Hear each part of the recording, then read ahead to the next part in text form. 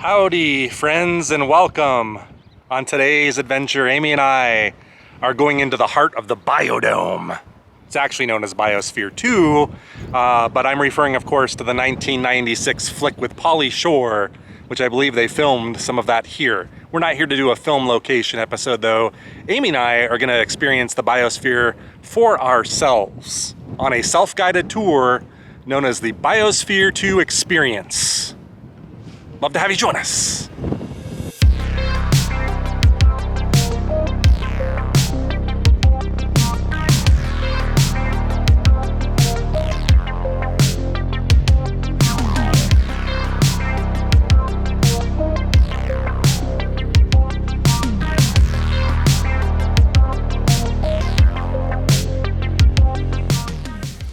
All right, Biosphere 2 Experience, self-guided tour.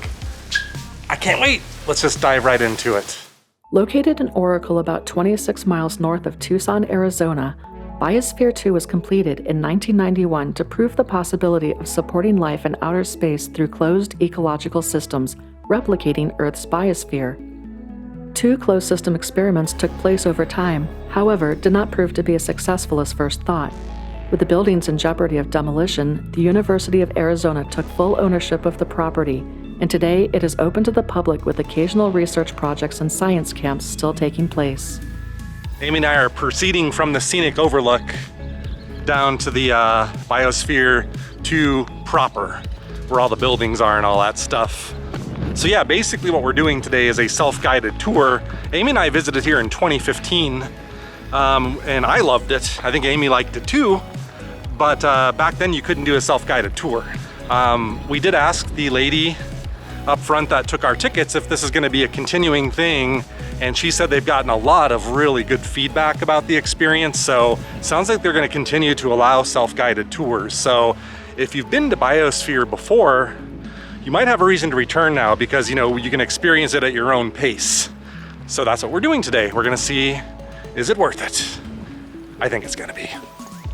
Wow, look at that. I am pretty sure, because I was doing some research in advance, that this is the tropical forest pyramid, or I don't know what they call it, but look at the plants just growing all the way up to the ceiling. You can see some kind of like palms or jungly looking plants in there. That is amazing. I think I see Pauly Shore down by the window over there. But at this point, I'm obsessed with these buildings. Check that out. I mean, seriously, we're on Mars. You can see the vegetation smushed up against the window here. It's just all of this biomass growing out as far as it can go. And this piece of glass here, or whatever that is what separates this tropical forest from the hot Sonoran Desert. Kind of reminds me of something you might see at Epcot Center or something, but I just really am into like the futurist optimist kind of thing, and to me this is kind of that optimistic futurist vision, something that Walt Disney might have done. It's so weird seeing grass. Seeing grass like that is almost as novel as seeing strange buildings like this. Not quite. But if you live in the desert, you know what I mean. That, I believe, is known as the south lung, and there's a west lung, which if we get closer to that, I see some signs. We'll learn more about what the lungs are here.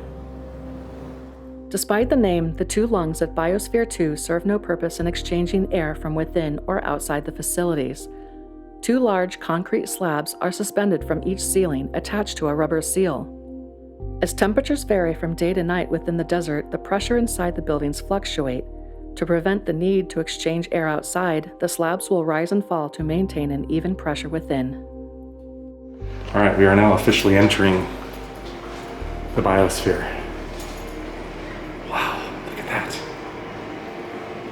I was just very well educated. So I was misspeaking, I guess, about Biodome.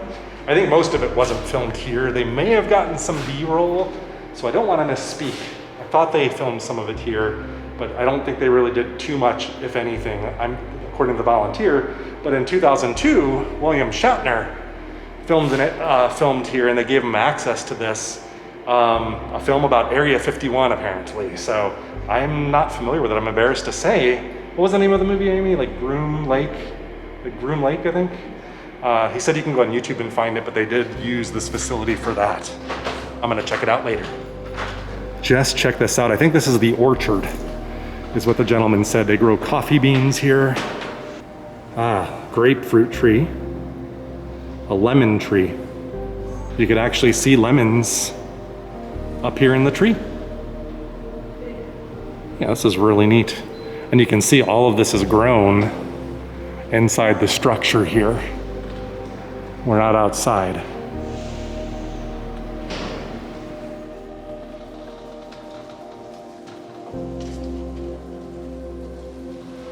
Okay, so we're exiting the orchard area. That was fantastic. Here's another nice view of one of the buildings I think we're about to enter, with a couple nice ocotillo in full bloom here in front of the building. And just the deeper I get into this, the more otherworldly it constantly seems. You know, this is just something you don't get to see every day for sure, but it never disappoints. So I think we've entered primarily the indoor part of the tour. Got these big fans in here blowing cool air. This is kind of a desert climate in here, but this feels amazing. And there's so many blooming things in here. And just being inside this huge open structure, I mean, look at that. That's fantastic. So I'm a grown middle-aged man, but I still like to pretend, you know, play pretend here, like I'm on a different planet. Do not be too proud of this technological terror you've constructed. The ability to grow plants indoors is insignificant next to the power of the Force. You know, I've always been curious, like, do any of the critters in the Sonoran Desert, like snakes, scorpions, do they try to get into these habitats? And I was talking to the volunteer there, and the answer is no. The area we're in right now is more representative of a tropical desert. You see something like the boojum tree over there, which is known to be found in like the Baja California area. So the desert critters don't like it in here because this isn't the type of climate you'd have. And another good point the gentleman made is you don't see any saguaro, other Sonoran desert plant species really too much in here because it's not the right climate for them. It's kind of funny, you know, if you don't look up, you kind of forget. You are completely enclosed in this structure here. You can almost forget for a moment, depending on where you focus your eyes. And even though I'm wearing this mask, you can still smell the smell in here. It smells earthy, kind of foresty, kind of jungly. It's just a smell you don't get to smell living in the desert. So it's just, you know, these senses, they really get into your head, bring up memories of things. Yeah, really neat.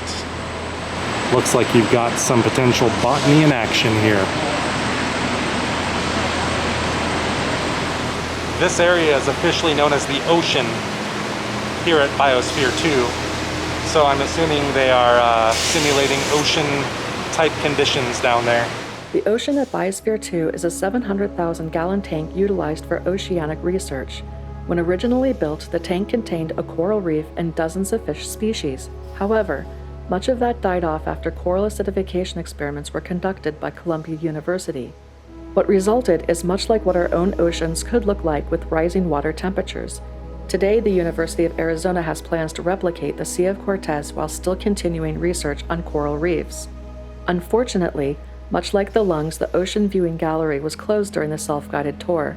If you get a chance in the future to visit these exhibits, they are fascinating and definitely worth your time. Wouldn't that be so nice just to go swimming in this thing? Snorkeling. Looks pretty deep, doesn't it? You see that little paddle boat down there?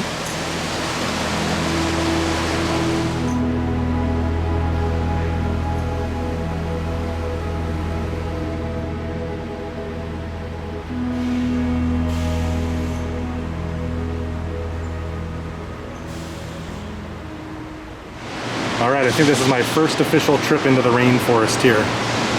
Dun, dun, dun, dun, dun. Dun, dun, dun, dun, dun, dun. Oh yes. Tropical jungle and bamboo. My favorites.